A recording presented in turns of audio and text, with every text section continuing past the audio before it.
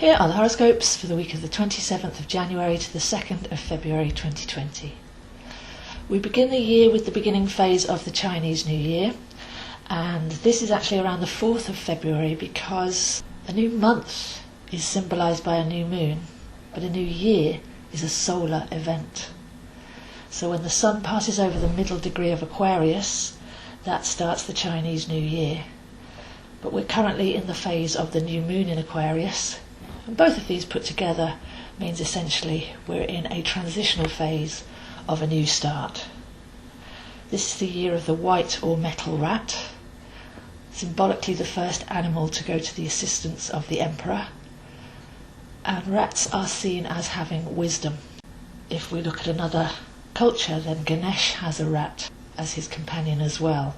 So no matter what you feel personally about rats, I think they're very much undermined. If we think about rats and pigeons and everybody thinks how they're dirty, it's actually our dirt in the sewers and the cities that they're living in their own environment. If you think of a water rat, wind in the willows, that kind of thing, then they're actually beautiful and valuable little creatures. So it's time to step into our wisdom, and this is especially appropriate for Aquarius and the age of Aquarius. With the recent conjunction with Saturn, Pluto, Sun and Mercury all coming together in Capricorn, the past is truly over. So we can set our intentions for fresh energy, new beginnings, being the new you, the real you that you came here to express at this vital time. So the past is over, but not just a year. This is finishing off a massive cycle of time. Wonderful new beginnings are in sight. So it's time to finish off old projects, but more importantly, old ways of perceiving work. We've been tricked into a way of thinking where we have to work, we have to give our time for money, we have to comply, we have to work hard, we have to give up all of our energy to survive, and that's what's coming to an end.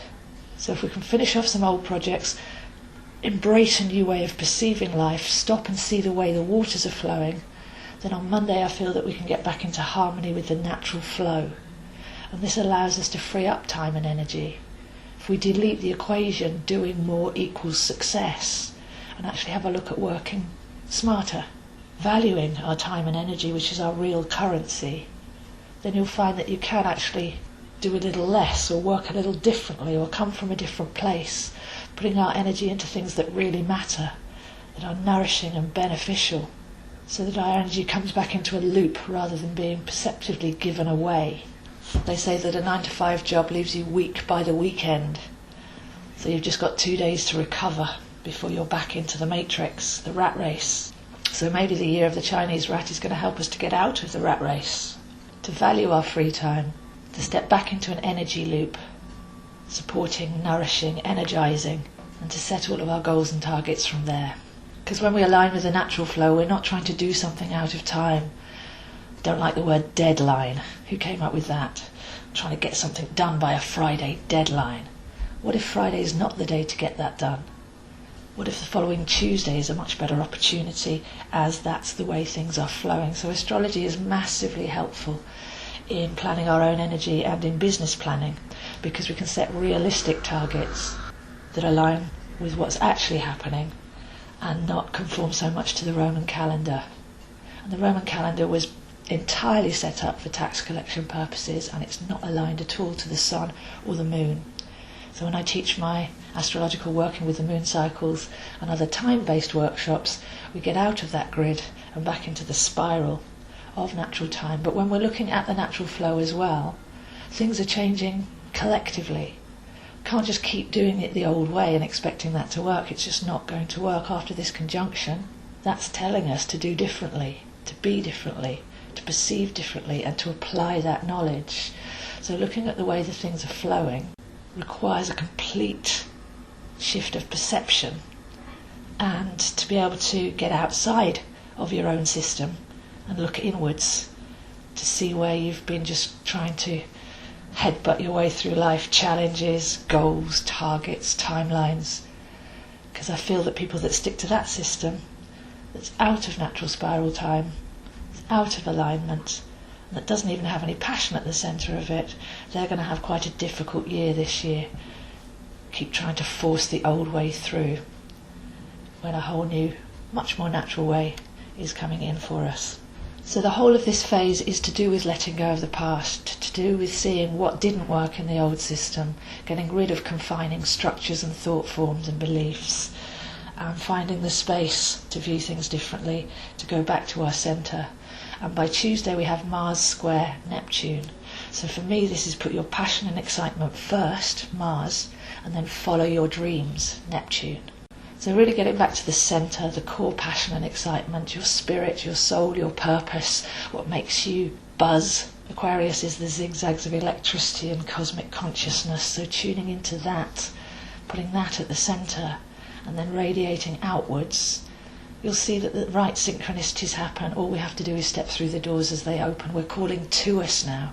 And this is part of the massive change that's taking place. Before we were indoctrinated to reach out and struggle and strive, and now we're realising our power is to actually fire up inside and attract towards us. So we're going from the electro outward dynamic to the magnetic inward way of being.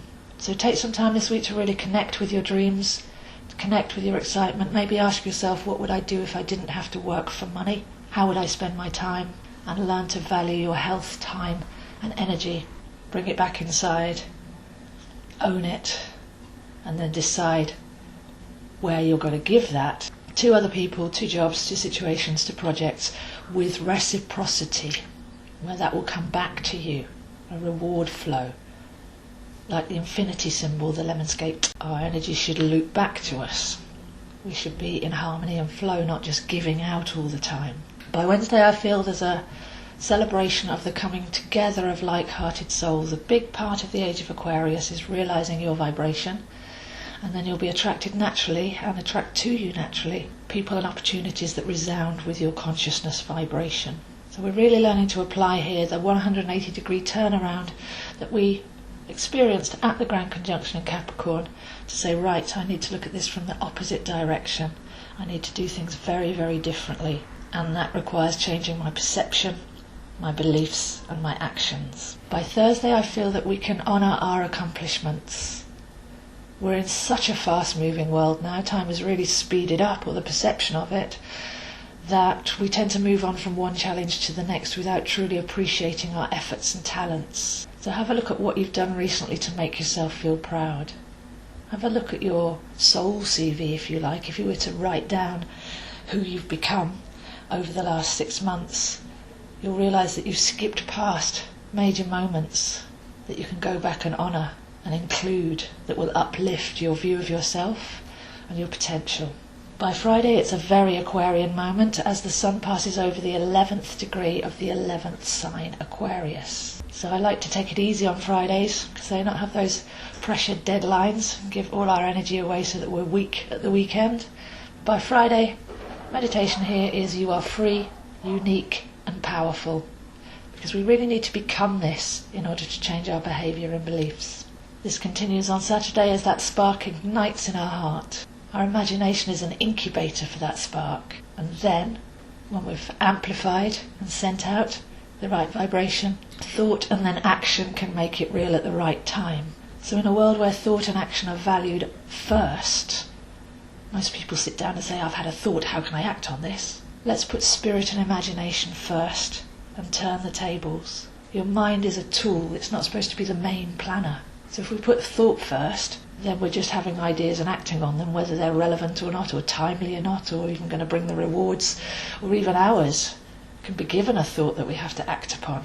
But this is a time for this 180-degree shift, where the spark of passion, incubated in the imagination, sent out as a vibration, brings back the right moments and people, and then our mind can be used to say, okay, today, how can I act to make this real? What's the best use of my time and energy? So this is the flavour of the beginning of 2020, accepting that there has been a change. Accepting while we're in the middle degrees of Aquarius that the old is done.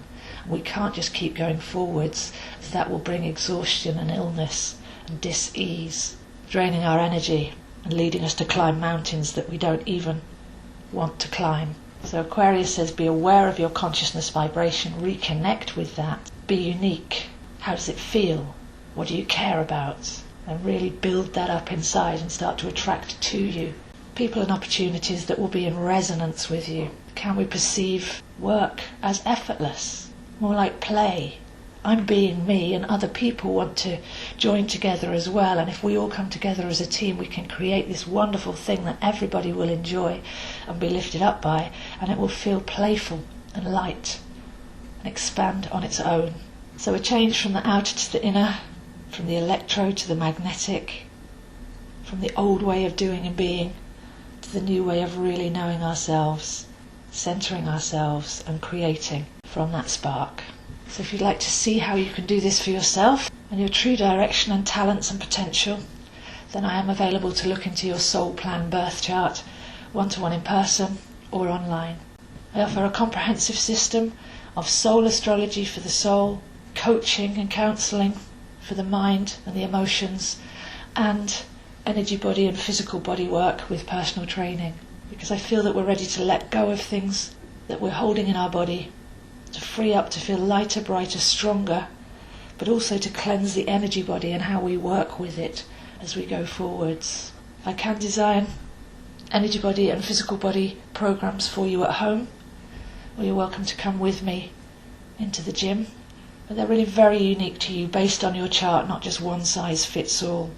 We all work at different speeds, we hold stress in different parts of our body, we perceive and believe the world in different ways.